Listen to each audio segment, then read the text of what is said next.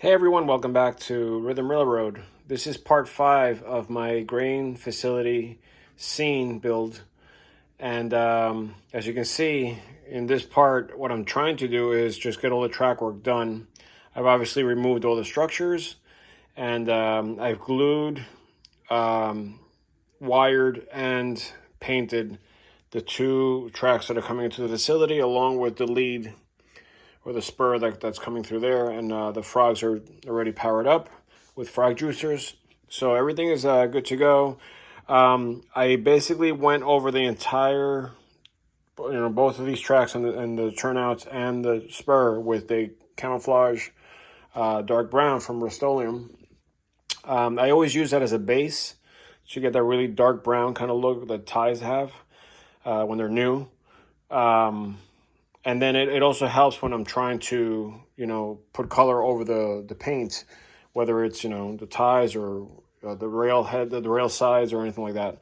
One thing that I like to do though is when I use it, that paint is very thick and it dries kind of quick. So I don't do the whole entire section without wiping down the railheads, as I go. So I'll do maybe, like a quarter of the way here, and then immediately go back with a paper towel. Just if you just wrap around your finger, obviously that I see that I used it, but wrap around your finger like this, and then just basically go over the railhead.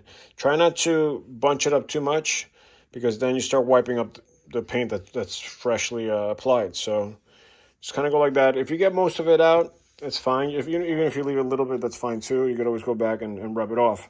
But I find that some people let it dry completely and then they try to scrape it off. And I just feel like that damages the rails a little bit. So if you're going to do any scraping, with little spots that are a little tougher, then it's just a little bit. So you're not scraping up the entire railhead and creating scratches. Anyways, that's how I do it.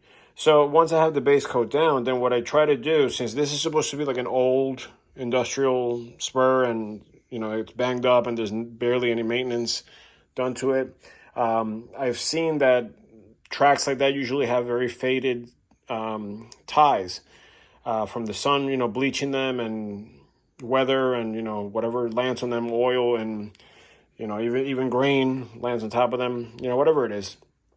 So they start to like kind of deteriorate and fade and stuff like that. So I've seen many different variations from like super bright light stuff, like kind of like this, where it's almost white, to a more, grayish kind of color like this. And then also very light, barely, painted on or barely faded like that. And then obviously you got your dark brown, which is your newer looking ties. So I don't like to paint all of them, but I like to paint in a random pattern many of them, so that it looks like this hasn't been, maintained in a long time. So the reason I'm making this video also is because I want to do like a little how-to. What I generally do to make this effect happen. So what I do is I take, whatever paint I have laying around, whether it's good or bad, doesn't really matter. So these I got for free with my airbrush. They're not great, so I use them for things like this. This is an earth color from Badger. It's like a brownish kind of thing, and this is a grimy black. So these came, like I said, free with the paintbrush, with the airbrush. And then I have stuff like this that I like to use a lot. This is one of my favorites. Is charcoal brown. It's similar to the grimy black, but a little darker. So it's still got some gray in it.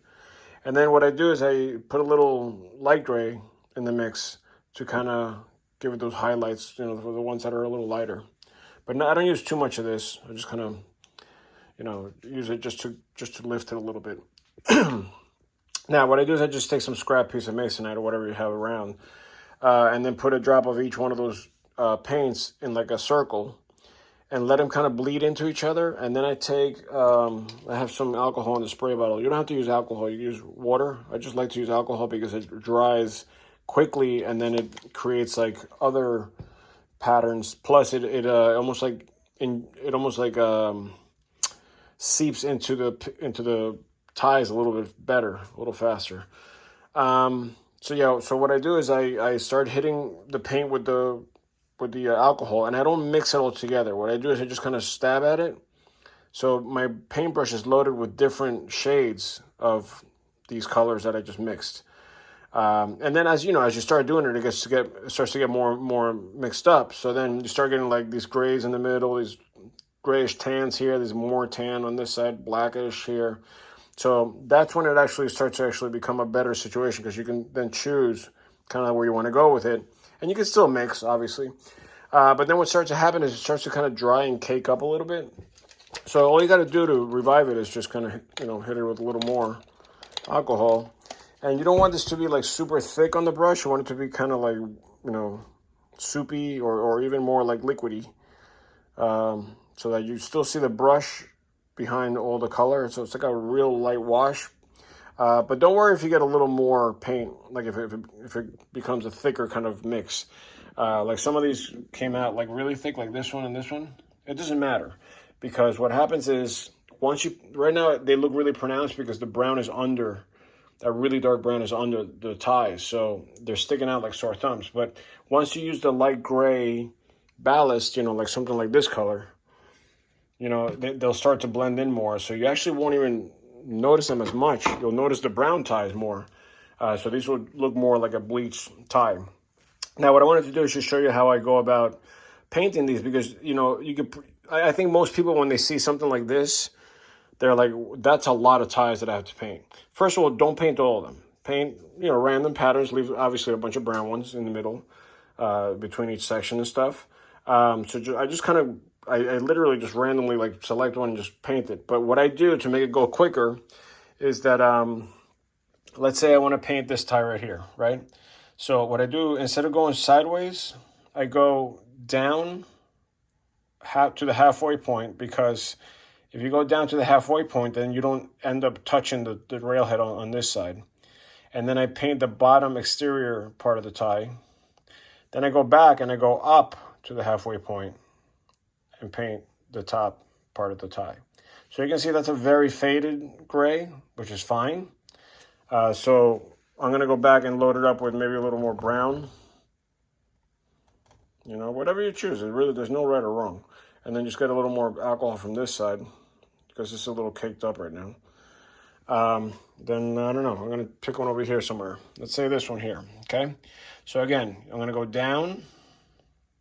Then I'm going to, sorry about the blocking.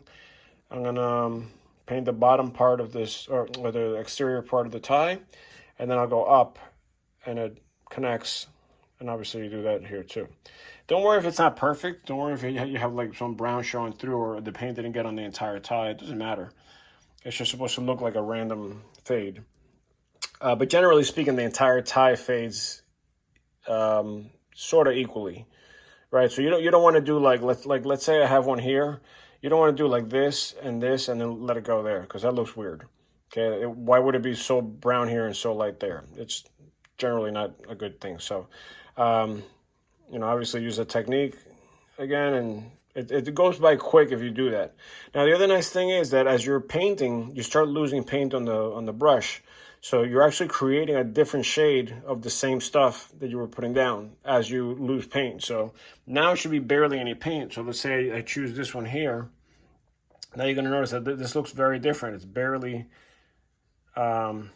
staining the tie. So that, but welcome that. Like, don't feel like you're doing something wrong because it doesn't look exactly like the other tie. You actually want the variety. So it does it automatically. So you don't have to think that much about preparing and making something, look perfect, right? So yeah, just play around with it and see what you like, But like I said, don't be afraid of like over painting. Like these are really, really pronounced. Like, don't be afraid of that. It's gonna all blend in.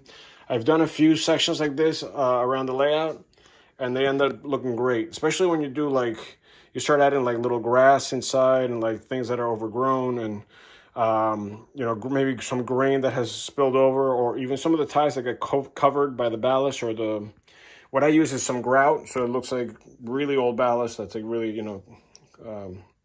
fine.